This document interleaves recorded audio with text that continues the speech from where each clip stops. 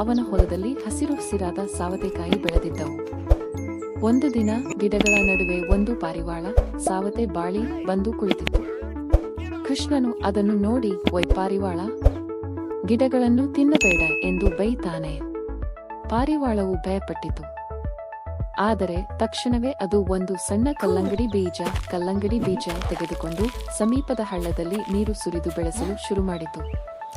ದಿನಗಳು ಕಳೆದಂತೆ ಆ ಬೀಜ ದೊಡ್ಡ ಕಲ್ಲಂಗಡಿಯಾಗಿ ಬೆಳೆಯಿತು. ಅದನ್ನು ತಂದು ಕೃಷ್ಣನ ಮನೆಗೆ ಕೊಟ್ಟಿತು.